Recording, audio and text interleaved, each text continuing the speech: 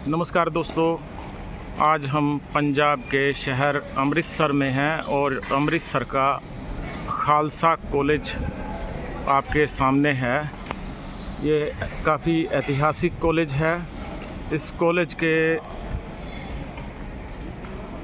अध्यापकों विद्यार्थियों का आज़ादी की लड़ाई में काफ़ी बड़ा योगदान है और इसकी जो पुरातात्विक इसका जो महत्व है स्थापत्य कला की दृष्टि से, हमें लगता है कि वो भी बहुत महत्वपूर्ण है। आपके सामने ये ऐतिहासिक इमारत और इसकी ऐतिहासिकता इस बिल्डिंग को देख करके स्वयं सिद्ध हो जाती है। आप देखिए ये स्थापत्य कला एक बेजोड़ नमूना है स्थापत्य का और निश्चित तौर पे शिक्षा के क्षेत्र में भी इस संस्थान ने बहुत महत्वपूर्ण भूमिका निभाई है। आपको हम जल्दी ही अवगत करवाते हैं कि इस इमारत और इस संस्थान का ऐतिहासिक क्या महत्व है। आप देखिए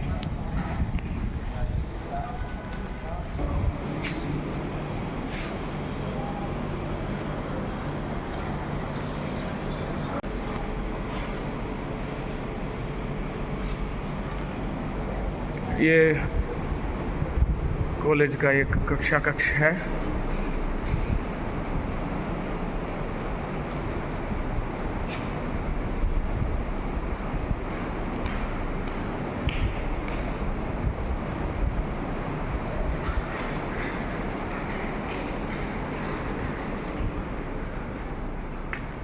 बहुत ही विशाल भवन है। ये दूसरा हिस्सा आपको हम दिखा रहे हैं। खालसा कॉलेज अमृतसर।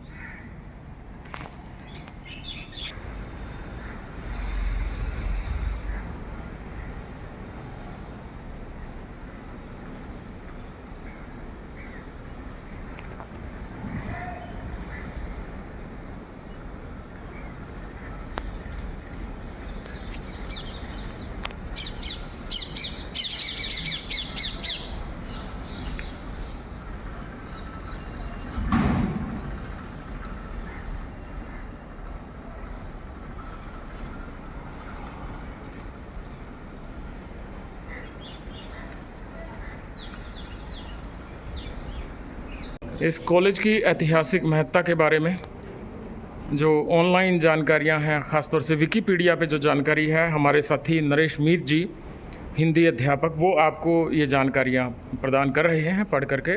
तो आप सुनिए इस ऐतिहासिक शैक्षिक संस्थान के ऐतिहासिक महत्व के बारे में, इसके निर्माण की, इसके वास्तुकार के और इसके निर्माताओं की जो शैक्षिक चिंताएं थी वो हमें पता चलेंगी। तो नरेश मीत जी। नमस्कार दोस्तों, आज हम यहाँ अमृतसर के खालसा वुमेन कॉलेज में हैं। ये एक ऐतिहासिक इमारत है और बहुत ही शानदार। इसकी खूबसूरती बाहर से देखने में ऐसी लगती है जैसे कि ये कोई या तो किला है या कोई महल है। और यहाँ के बारे में जो अभी थोड़ी देर पहले हमें जानकारी मिली थी वो ये था कि इसमें एक भी किसी टूटी हुई ईंट का इस्तेमाल नहीं किया गया है, न किसी ईंट के छोटे टुकड़े का, न ही किसी पौने का, और किसी भी तरीके से टूटी हुई ईंट इसमें इस्तेमाल नहीं की गई है। बड़ी बारीकी से इसका डिज़ाइन बनाया गया है। इसको बनाने के लिए 1890 में योजना तैयार हुई, जो कि उस वक्त के ब्रिटिश राज के दौरान शैक्षणिक संस्थान के रूप में बनाया गया था, जब सिख विद्वानों ने पंजाब के भीतर सिखों और पंजाबियों को उच्च शिक्षा प्रदान करने के बारे में सोचा था। इसकी स्थापना के लिए अमृतसर को चुना गया और सिंह सभा आंदोलन और मुख्य खालसा दीवान ने इस अद्वितीय संस्थान के निर्माण के लिए धन जुटाने और भूमि दान करने के लिए तत्कालीन सिख महाराजाओं और पंजाब के सिख लोगों से संपर्क किया।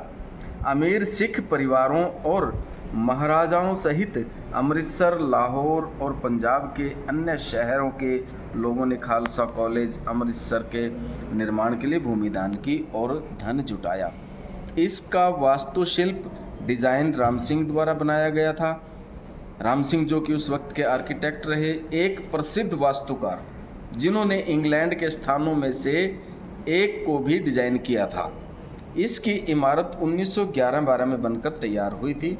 इसकी वास्तुकला विशेषताएं ब्रिटिश, मुगल और सिख वास्तुकला का मिश्रण है। भारत के स्वतंत्रता इतिहास में खालसा कॉलेज का योगदान महत्वपूर्ण है, क्योंकि इसने कई प्रसिद्ध स्वतंत्रता सेनानियों, राजनीतिक नेताओं, सशस्त्र बलों के जनरलों, वैज्ञानिकों, प्रसिद्ध खिलाड़ियों, ओलंपियनों, अभिनेताओं, लेखकों, पत्रकारों और विद्वानों को जन्म दिया है। खालसा कॉलेज के बारे में अधिक जानकारी विभाग के पूर्व प्रमुख डॉक्टर गंडा सिंह द्वारा लिखित पुस्तक खालसा कॉलेज अमृतसर का इतिहास में पाई जा सकती हैं। सिख इतिहास खालसा कॉलेज अमृतसर आधुनिक समय में खालसा कॉलेज के इतिहास पर एकमात्र शोध कार्य the temple of study Khalsa college Amritsar Khalsa के पूर्व छात्र जसप्रीत सिंह राजपूत द्वारा वर्ष 2002 में किया गया।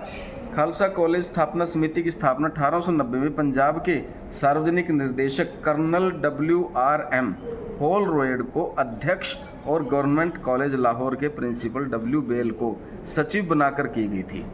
इस 121 सदस्यीय समिति के मूल घटकों में सर अतर सिंह नाभा के गुरदयाल सिंह मान, पटियाला के मुख्य गुरमुख सिंह,